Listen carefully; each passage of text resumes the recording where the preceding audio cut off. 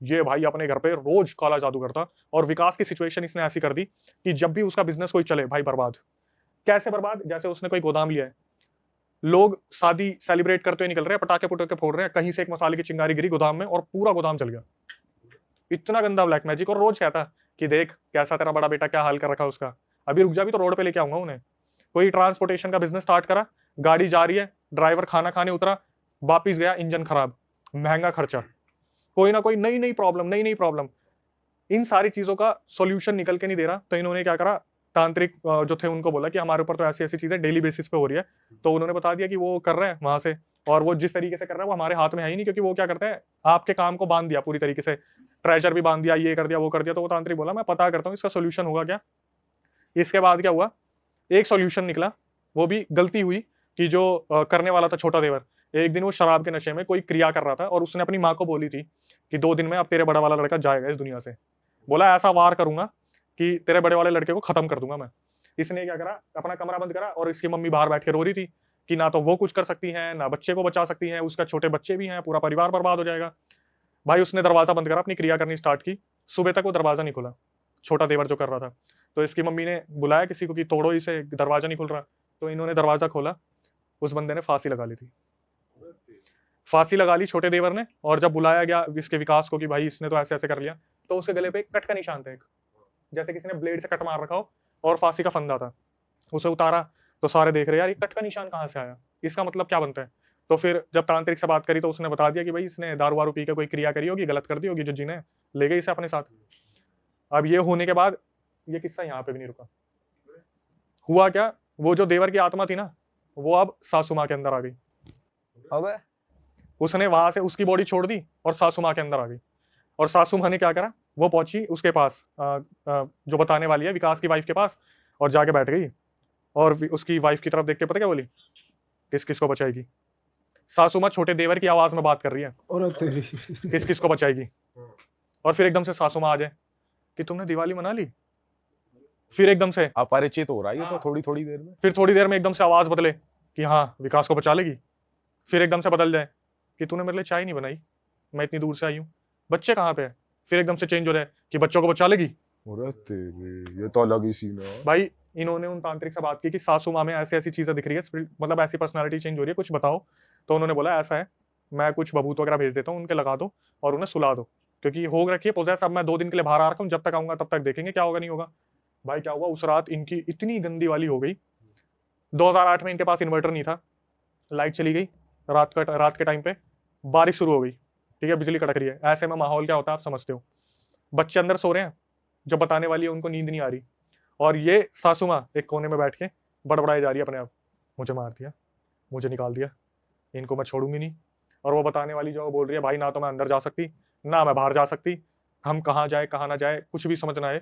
1-2 दिन वो ऐसे ही बात करता, जैसे कोई बच्चा खेल रहा है ना, ओए उस फुटबॉल का मत मार। फिर एकदम से बच्चे तू खेलता क्यों नहीं, अचानक से आवाज चेंज, पर्सनैलिटी चेंज। 1-2 दिन उसने पूरे ही ये रंग दिखाए कि कभी कोई आवाज आ रही है, कभी कोई आवाज आ रही है, कभी कोई आ रही है, कभी कोई आवाज आ रही है।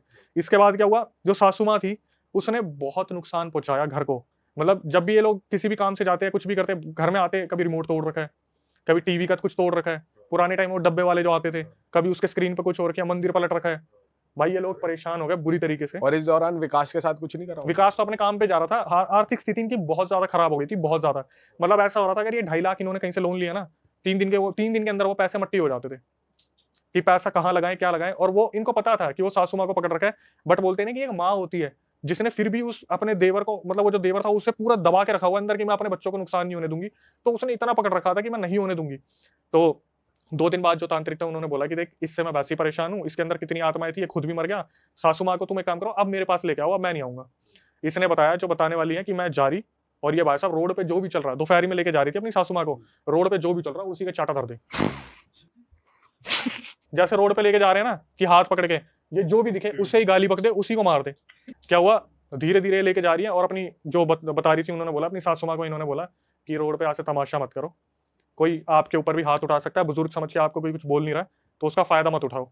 तो फिर वो आदमी आ जाए एकदम से, वो जो देवर था, मैं तो ऐसे ही मारूंगा, तुम रोक लो, मैं तो ऐसे ही करूंगा, मुझे लेके जा रहे हो ना उस तांत्रिक के पास। फिर एकदम से वो आ जाए सासू माँ कि ठीक होना है मुझे, मुझे लेके चलो उसके पास, मुझे ठीक होना है।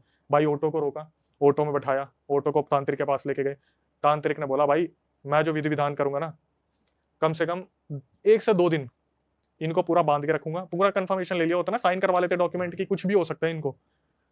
बड़ी मुश्किल से कर कुर के तंत्र विद्या मार मूर के उस एंटिटी को बाहर निकाला गया, लेकिन 2008 से अब तक हो गया, वो जो एंटिटी है ना वो किसी भी टाइम पे विकास के अंदर आ जाती है। अब विकास के अंदर उसका छोटा भाई विकास के अंदर आ जाता है, जब भी मन होता है। कुछ भी, कोई बिजनेस अच्छा चल रहा होगा, एकदम से सवारी आ गई, पेशी आ गई, अचानक से आ जाती है। और अभी भी उनकी हालत खराब है फाइनेंशियली। मेरे पास तो मैसेज आ रखा है कि अपने बाबा से बात करके हमें ठीक करवा दो। अरे तेरी भाई यार, ऐसा क्या चीज है जो इसका तोड़ ही नहीं निकाल पाए। आप इन्वॉल्वमेंट देखो ना किस किस की है। बोलते हैं कि वशीकरण होता है ना, कि खाने में मिला के कुछ दे दिया, तो उसका तोड़ बहुत मुश्किल होता है। क्यों? क्योंकि आपको रेगुलर बेसिस पे दिया जा रहा है। आपके घर में ही अगर कोई होगा, आपको क्या शक पड़ रहा है? अगर जैसे देवर है, उसका तो भाई है, आया ले भाई मम्मी ने मिठाई भिजवाई है, घर में कुछ ये हुआ है वो हुआ है। और आखिरी में इसका सॉल्यूशन क्या दिया जो तांत्रिक थे, उन्होंने बोला आपके घर के नींव में, बताना भूल गया था मैं, जब आखिरी में सॉल्यूशन दिया तो ये बोला जो सासू माँ का घर है उसकी नींव में कहीं ना कहीं कुछ ना कुछ गाड़ के रखा हुआ है। जब देवर जिंदा था ना, उसने कुछ गाड़ के रखा हुआ था, तो ये पूरा घर तुड़वा के आपको बनवाना पड़ेगा।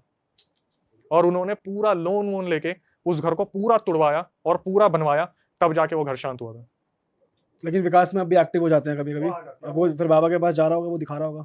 भाई वो बाबा जो थे ना उम्र के साथ शायद वो निकल गए, क्योंकि 2008 की बात है, तो उन्होंने हमें कांटेक्ट किया है। बट प्रॉब्लम ये है ना कि जब आपके अंदर कोई एंटिटी आ जाती है और वो उसको निकाल दिया जाता है, तो बोलते हैं आपके अंदर ना बहुत सारे द्वार खुल जाते हैं। उसके बाद कोई भी एंटिटी बहुत इजीली आपको कैप्चर कर सकती है। पर भाई लोग बालाजी टेम्पल तो जा सकते हैं, वहां पे तो हर चीज का सोल्यूशन है। भाई बालाजी टेम्पल की बात ये है कि एक बार जाने से इलाज नहीं होता, और हर बार के लिए इनके पास पैसे नहीं है। भाई यार बड़ी क्रूशियल। अब देख लो कि रिलेशंस में ये सारी चीजें चल रही है। रिलेशन में ही होती है अक्सर वैसे, है ना भाई कोई अनजान क्यों बिगाड़ना चाहेगा इतना, और वो कैसे कुछ खिला देगा, कुछ कर देगा, कोई घर वाला ही खिलाएगा।